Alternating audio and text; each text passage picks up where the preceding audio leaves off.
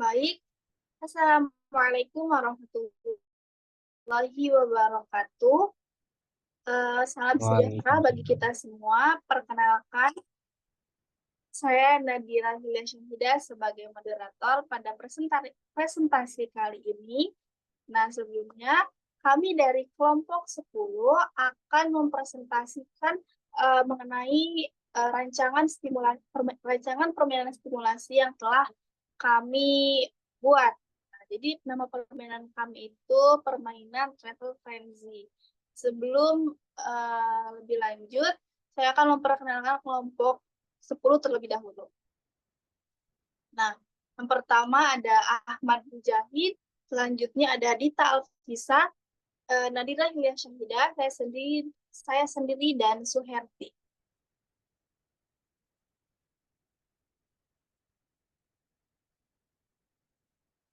Baik, pembahasan pertama. Nah, jadi usia dini itu adalah masa di mana anak belum mampu mengembangkan potensi yang ada pada dirinya. Nah, peran dari orang tua, guru, atau masyarakat merupakan faktor untuk membantu anak dalam mengembangkan potensinya. Kebanyakan orang tua malah melimpahkan kepada sekolah untuk mengembangkan potensi anak. Nah, menurut Sujono 2013, pendidikan anak usia dini mencakup berbagai upaya dan tindakan yang dilakukan oleh pendidik dan orang tua untuk menciptakan lingkungan yang mendukung di mana anak dapat bereksplorasi melalui pengalaman yang memungkinkan mereka dapat mengamati, meniru, dan mencoba dengan melibatkan potensi serta kecerdasan mereka. Nah, perkembangan anak usia dini merupakan salah satunya mencakup perkembangan kognitif, sosial emosional, bahasa, fisik motorik, dan nilai-nilai agama moral. Perkembangan kognitif pada anak usia dini dapat dirangsang melalui aktivitas bermain, karena bagi anak bermain adalah bagian dari kehidupan mereka. Salah satu bentuk permainan yang dapat mengembangkan kemampuan kognitif adalah permainan sosial dengan aturan seperti contohnya travel frenzy yang kami angkat. Nah, travel frenzy ini mendorong anak untuk mengikuti aturan yang sudah ditentukan dan bekerja sama dengan teman-teman mereka, sekaligus mengasah kemampuan berpikir logis dan sistematis. Dalam permainan seperti ini, anak-anak akan belajar bagaimana beradaptasi dengan situasi yang konkret dan bekerja sama dalam kelompok, sehingga tidak hanya merangsang perkembangan kognitif, namun juga dalam perkembangan sosial emosional mereka. Baik, materi selanjutnya akan dibahas oleh teman kelompok saya. Kepada Dita, saya persilakan. Baik, terima kasih atas kesempatan yang telah diberikan. Jadi di sini saya akan menjelaskan tentang jenis permainan. Jadi nama permainan yang kelompok kami pilih adalah Travel Fancy, yang mana terinspirasi dari permainan tradisional ular tangga. Alasan memilih jenis permainan seperti ini karena selama permainan berlangsung akan bernyanyi yang dapat membuat anak senang dan tidak bosan, serta dapat mengenalkan berbagai lagu daerah dan lagu anak. Permainan ini juga dapat membangkitkan jiwa kognitif seperti yang dikemukakan oleh Hikmah dan kawan-kawan, bahwa permainan ular naga adalah permainan tradisional yang dikategorikan dalam 3 golongan. Permainan untuk bermain atau rekreatif, permainan untuk pertandingan atau kompetitif, permainan yang bersifat edukatif.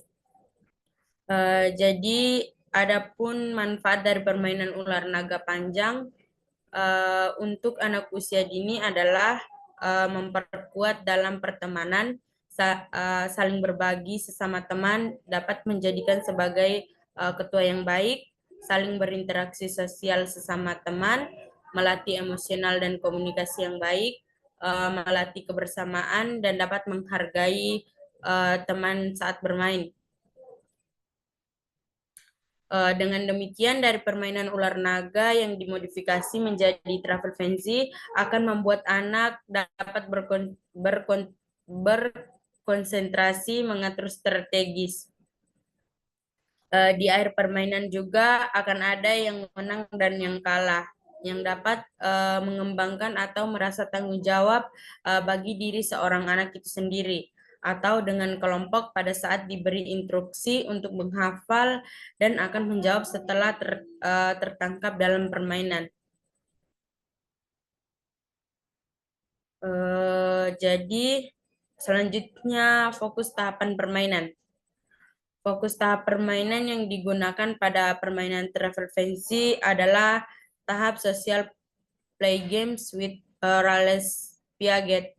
Tahap ini terjadi pada fase perkembangan operasional konkret yang dialami oleh anak usia 7-10 tahun. Pada tahap ini, kemampuan anak-anak untuk berpikir logis dan sistematis dimulai berkembang, utamanya pada situasi nyata dan konkret. Permainan travel fantasy melibatkan aturan yang jelas, jumlah penumpang yang setiap alat transportasi yang mengharuskan anak berpikir logis dan cepat untuk membentuk kelompok.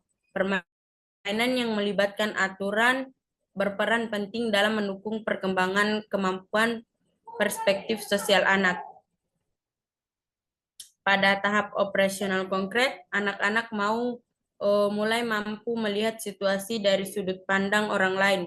Dalam konteks permainan, mereka belajar memahami perasaan dan kebutuhan teman sekelompoknya, serta menyesuaikan tindakan agar sesuai dengan aturan yang telah ditentukan. Jadi misalnya saat membentuk kelompok berdasarkan jumlah penumpang dari alat transportasi, anak-anak perlu memperhatikan anggota lain yang belum memiliki kelompok dan membantu mereka untuk bergabung sehingga timbul kerjasama yang efektif. Kemampuan ini sangat penting dalam interaksi sosial anak. Ketika anak bekerja dalam kelompok tersebut, mereka tidak hanya berpikir mengenai aturan permainan, namun mereka belajar memperhatikan perasaan dan kebutuhan teman-temannya. Ketika tantangan tambahan seperti membuat suara dari alat transportasi yang diberikan anak-anak dapat bekerja sama dengan anggota kelompok untuk mencapai tujuan bersama. Sehingga melalui permainan ini mereka melatih untuk memahami dan menghargai sudut pandang orang lain yang merupakan dasar dari keterampilan sosial. Jadi mungkin itu saja yang bisa saya paparkan. Saya kembalikan kepada moderator.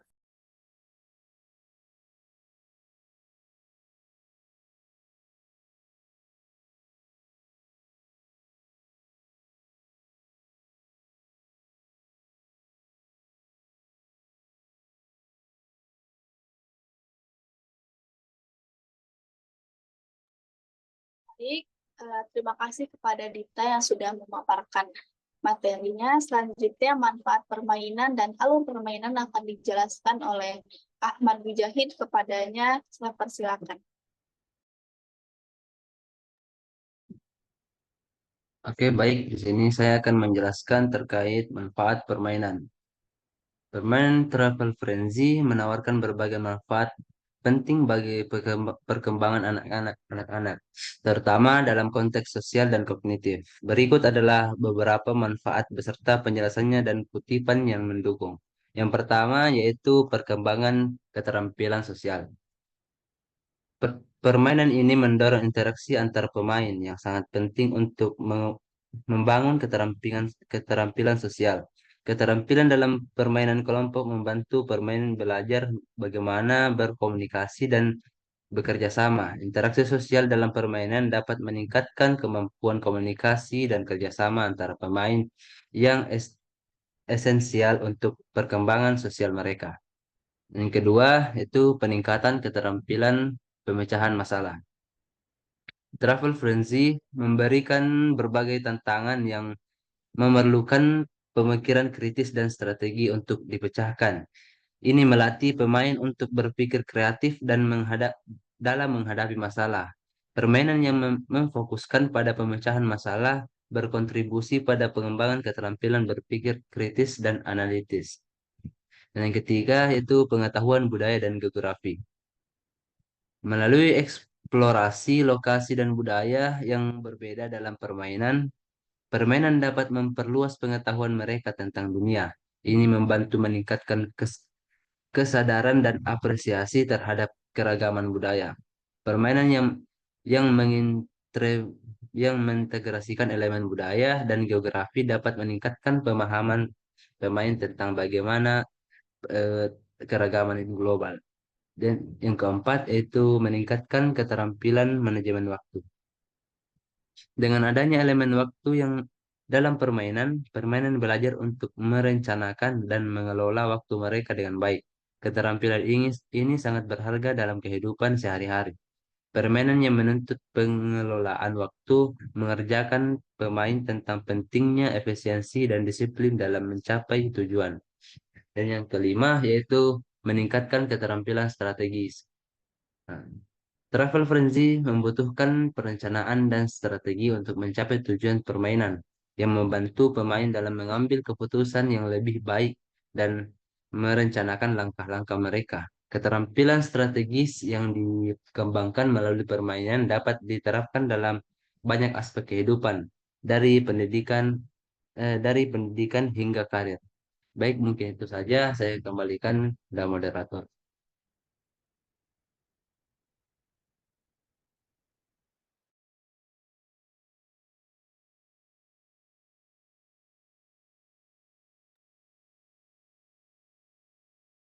Baik, untuk pemaparan sebelum terima kasih kepada Ahmad Mujahid sudah memaparkan.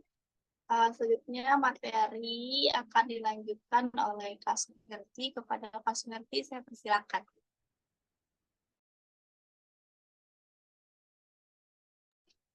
Baik, terima kasih atas kesempatan yang diberikan. Jadi di sini saya akan menjelaskan mengenai alur permainan, di mana alur permainan ini terbagi atas dua permainan, yaitu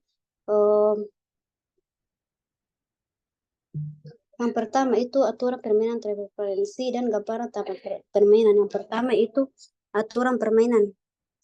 Yang pertama, permainan dilakukan secara berkelompok. Kedua, jumlah keseluruhan pemain terdiri minimal 10 orang anak. Ketiga, dia disiapkan peskar dua bahasa, itu bahasa Indonesia dan bahasa Inggris. Yang keempat, terdapat seorang pendamping, dapat guru, orang tua, atau orang dewasa yang akan mendampingi selama permainan berlangsung. Yang kelima, pendamping nantinya akan menjadi polisi. Yang keenam, permainan dilakukan di ruangan terbuka maupun lapangan yang luas. Ketujuh, membentuk posisi awal yaitu dalam satu barisan. Dan yang terakhir itu selama permainan berlangsung harus menyanyikan sebuah lagu daerah atau lagu anak. Kedua yaitu gambaran tahapan permainan. Antara lain, satu, anak-anak diminta untuk menghafalkan kosakata nama daerah, nama negara terdapat pada flashcard selama 3-5 menit. Yang kedua, setelah waktu menghafal habis, pendamping memberi perintah untuk membentuk lingkaran besar. Yang ketiga, pendamping menyebutkan nama transportasi. Contoh motor penumpangnya terdiri dari 2 orang. Beca terdiri 3 orang, mobil terdiri 4 orang, dan pesawat terdiri dari 10 orang. Yang keempat yaitu dilakukan secara berulang dan acak hingga berhenti pada nama transportasi mobil atau pesawat. Yang kelima, anak-anak yang berkumpul sesuai dengan nama transportasi akan menjadi berkelompok. Yang ketujuh, yang keenam yaitu 2 orang pendamping akan menjadi polisi yang membuat terowongan dengan menyatukan kedua tangan mereka secara berhadapan. Yang ketujuh itu kelompok diacak kembali. Yang kedelapan, membentuk satu barisan lurus yang akan melewati 2 orang polisi yang membentuk terowongan. Yang kesembilan yaitu selama permainan berlangsung menyanyikan lagu daerah, lagu anak-anak. Yang ke-10 yaitu anak yang paling depan barisan bebas menentukan arah. Yang ke-11 lagu yang dinyanyikan selesai maka anak yang tertangkap di terowongan harus menyebutkan yang sudah dihafalkan sebelumnya sesuai instruksi polisi. Yang ke-12 polisi meminta menyebutkan 10 maka anak harus menyebutkan 10. Jika berhasil maka kelompok anak tersebut mendapatkan poin full. Jika tidak mencapai, maka poin diberikan kepada lawan. Yang ke-13, pemain dilakukan selama 3-5 kali tangkapan di terowongan. Dan yang terakhir itu poin kelompok yang berkumpul lebih banyak berhak diberi reward. Baik, itu tadi materi mengenai aluran permainan. Saya kembalikan kepada moderator.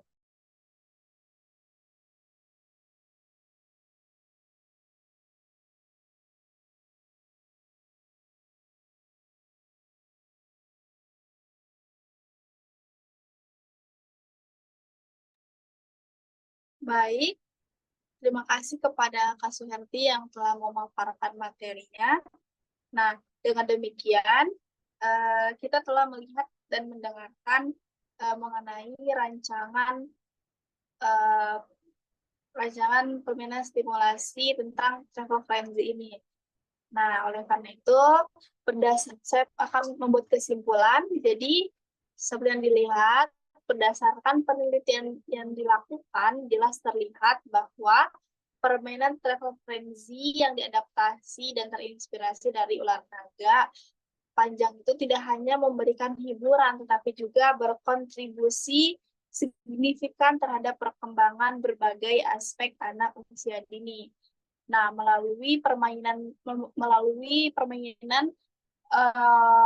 aktivitas bermain ini, anak-anak akan belajar berinteraksi, bekerja sama, dan mengembangkan keterampilan sosial yang krusial. Metode belajar sambil bermain seperti yang diterapkan dalam travel frenzy membuktikan bahwa terdapat efektivitasnya dalam merangsang kemampuan kognitif dan sosial anak. Nah, permainan ini juga memperkenalkan nilai-nilai penting seperti toleransi, saling menghargai, dan tanggung jawab yang akan menjadi bekal bagi anak di masa depannya untuk menghadapi tantangan di masa depan. Nah, dengan melibatkan elemen edukatif dan rekreatif, travel frenzy tidak hanya mendukung pembelajaran formal, tetapi juga memperkaya pengalaman sosial anak-anak. Investasi dalam pengembangan potensi anak melalui permainan yang terstruktur dan menyenangkan akan berdampak positif bagi perkembangan mereka secara keseluruhan. Dengan demikian, masa depan anak-anak dapat lebih cerah dan penuh harapan, membangun generasi yang cerdas, kreatif, dan berkarakter. Nah, what the next? Terakhir, saya mengucapkan terima kasih atas perhatiannya teman-teman yang akan menonton video ini dan mungkin dosen. Oleh karena itu, saya akan tutup. Mohon maaf atas kurang dan lebihnya. Assalamualaikum warahmatullahi wabarakatuh. Waalaikumsalam warahmatullahi wabarakatuh.